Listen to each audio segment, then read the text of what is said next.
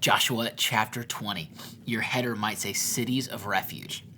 After the Lord had divided all the land between the different tribes, the Lord said to Joshua, "Tell the Israelites to designate the cities of refuge, as I instructed you through Moses, so that anyone who kills a person accidentally and unintentionally may flee there and find protection from the avenger of blood."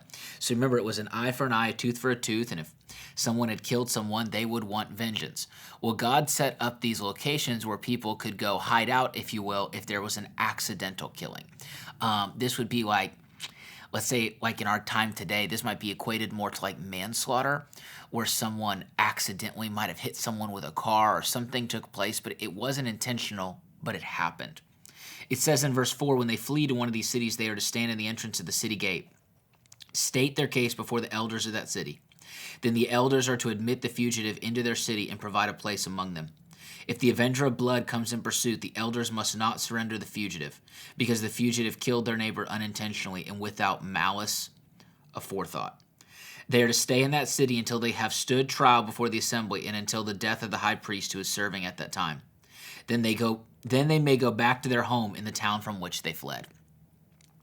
So they set apart Kadesh in Galilee in the hill country of Naphtali, Shechem in the hill country of Ephraim, Kiriath Arba in the hill country of Judah, east of the Jordan. They designated Bezer in the wilderness on the plateau in the tribe of Reuben, Ramoth in Gilead in the tribe of Gad, and Golan and Bashan in the tribe of Manasseh. Any of the Israelites or any foreigner residing among them who killed someone accidentally could flee to these designated cities and not be killed by the avenger of blood prior to standing trial before the assembly. God basically was affording an opportunity to people who made a mistake to have a chance to represent themselves, to stand before and plead their case so that someone in their frustration or their anger wouldn't just take their life when something that they did was an accident.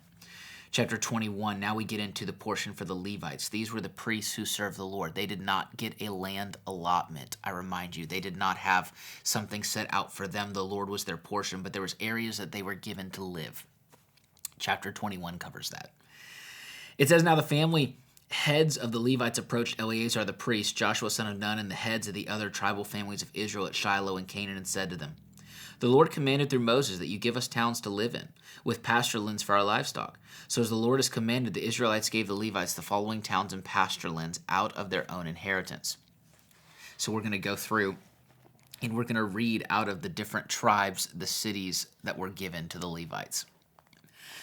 The first lot came out for the Kohathites, according to their clans. The Levites, who were descendants of Aaron, the priest, were allotted 13 towns from the tribes of Judah, Simeon, and Benjamin. The rest of Kohath's descendants were allotted 10 towns from the clans of the tribes of Ephraim, Dan, and half of Manasseh.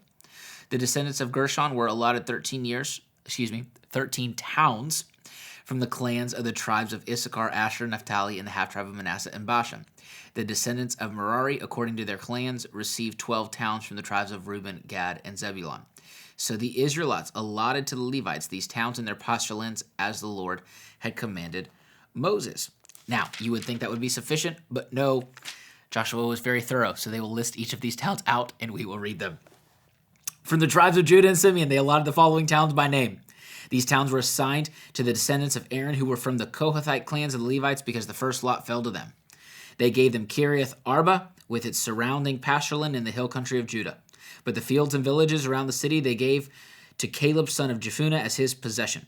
So to the descendants of Aaron they gave Hebron, a city of refuge for one accused of murder, Libnah, Jattir, Esh, Temoah, Holon, Deber, Ain, Juttah, and Beth Shemesh, together with their pasture lands, 9 towns from those 2 tribes. And from the tribe of Benjamin they gave them Gibeon, Geba, Anathoth, and Almon, together with their pasture lands, 4 towns. The total number of towns for the priests, the descendants of Aaron, came to 13, together with their pasture lands. The rest of the Kohathite clans of the Levites were allotted towns from the tribes of Ephraim. In the hill country of Ephraim, they were given Shechem, which was a city of refuge, Gezer, Kibzaim, and Beth-horon, together with their pasture lands, 4 towns.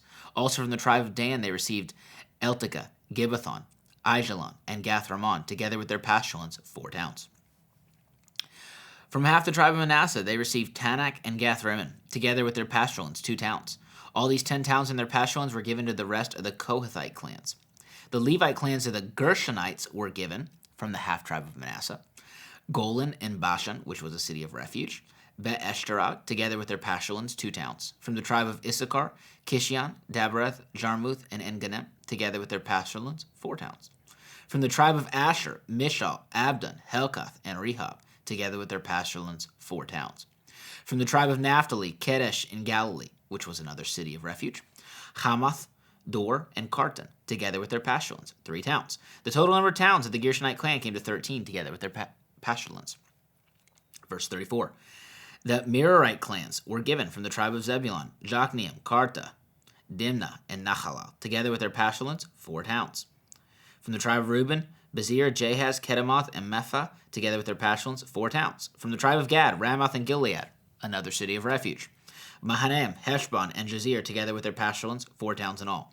The total number of towns allotted to the Merarite clans, who were the rest of the Levites, came to 12. The towns of the Levites in the territory held by the Israelites were 48 in all, together with their pasturlands. Each of these towns had pasturlands surrounding it. This was true for all these towns. So the Lord gave Israel all the land he had sworn to give their ancestors, and they took possession of it, and they settled there. The Lord gave them rest on every side, just as he had sworn to their ancestors. Not one of their enemies withstood them. The Lord gave all their enemies into their hands. Not one of all the Lord's good promises to Israel failed. Every one was filled. That's what I want to focus on today. The scripture says that the Lord gave them rest on every side. My prayer for you and for me and for our families is that God would give us rest on every side. Sometimes we feel like there's attacks that come up against us, whether it be spiritually, emotionally, or even in the natural. My hope is that we would have rest, even as we might be in storms. I'm reminded of when Jesus was on a boat with the disciples and there was a storm and the disciples, they were tripping out. They were going crazy. They thought they were going to die, but Jesus was asleep. He was at rest. And Jesus had a peace that he carried and he walked in because he knew that the Father went before him. And just as God modeled for you and for me with the Israelites that he went before them, he goes before us as well. And if God makes a promise, he's going to keep it. And not one of the enemies of Israel withstood them. And the enemy's not going to withstand against us. The Bible tells us that the accuser of the brethren has been cast down. The Bible tells us that the devil has already been defeated by Jesus at the cross. So your enemy, who you wrestle with, he's already lost. We fight from a place of victory. We're not fighting for a victory. And all of the promises that God has made to you, just like all of the promises that he made to Israel, they will not fail. They'll be fulfilled. The prophet Jeremiah puts it this way, that the Lord watches over his word to perform it. God will perform what he promised because he's a faithful God. He tells us it's who he is, that even if we're faithless, he remains faithful, for he cannot deny himself. It's awesome that we serve a faithful God. Be blessed today.